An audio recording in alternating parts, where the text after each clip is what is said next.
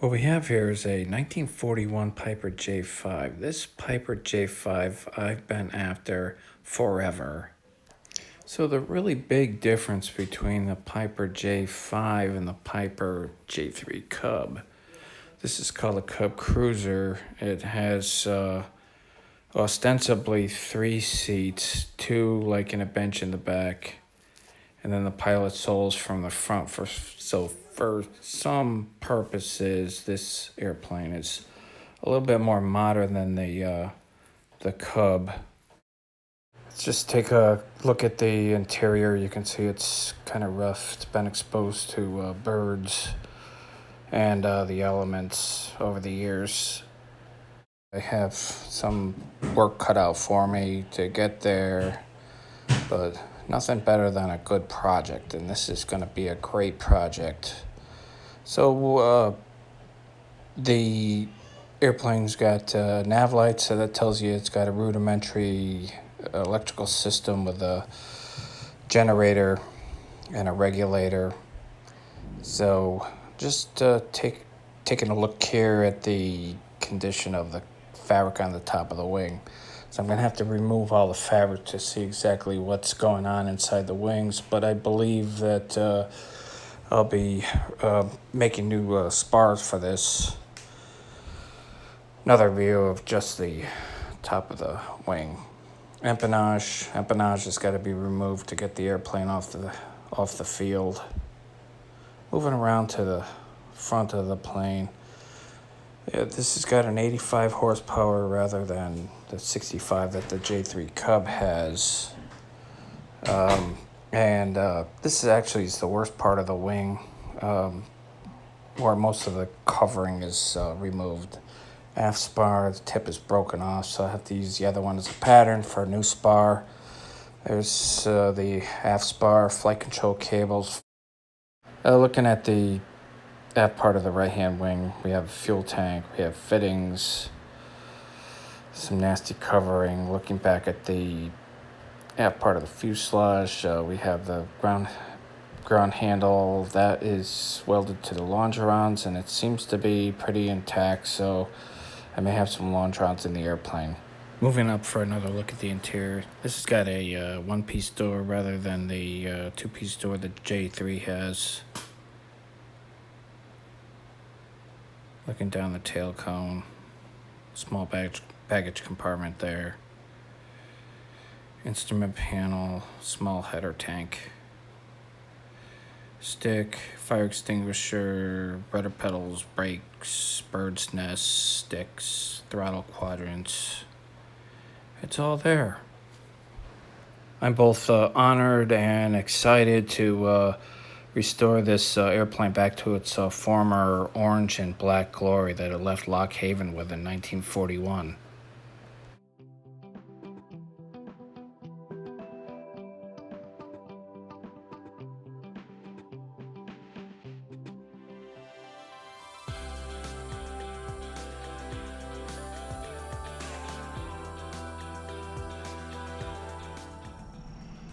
So, just getting the plane ready to pull from the airport, but I decided to open up the engine cowling, and this doesn't look so great.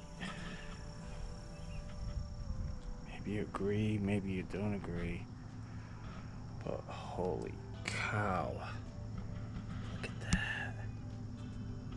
There's been entire generations that have lived in there, but it's my job to give them a new home. I removed the degraded bungee cords and actually replaced them with a clothesline, which is good enough for getting the airplane off the field. Also changed out the tubes and the tires, so the tires are now inflated, and I also detached the wing strut at the lower end there, including these. These were a real bear to remove. That one especially was a bear to remove. Going to the other side,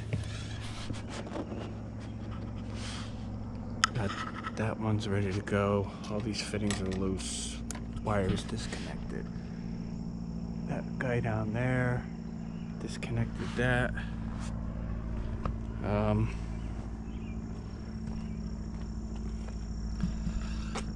Same thing up there, see? These jury struts are all disconnected. This was the biggest bear to remove.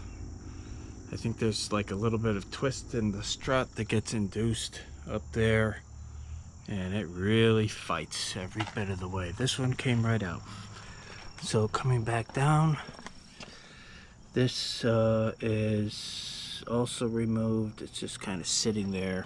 I was hoping to get some of the twist out of this thing so I could get an easier time with that bolt, but I got it anyway. This is where the horizontal stabilizer mounts. There's the jack screw for the pitch trim. Another difficult time. Nothing wanted to slide off this tube here. That's the kind of the hinge point for the back of the horizontal stabilizer. Nothing wanted to come loose. So that's the latest status. I'm about 4 days, nights working on this. So it's been more work to get off the field than I thought, but that's always the way. Good night.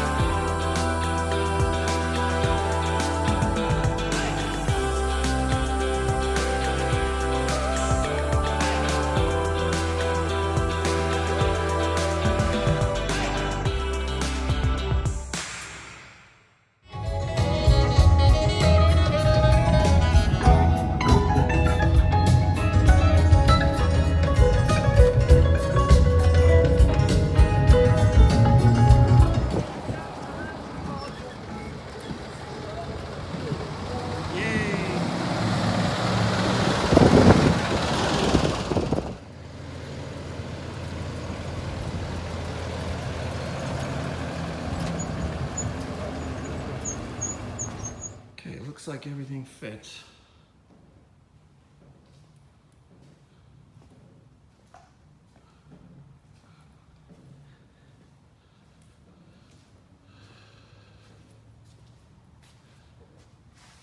Who doesn't love a Piper?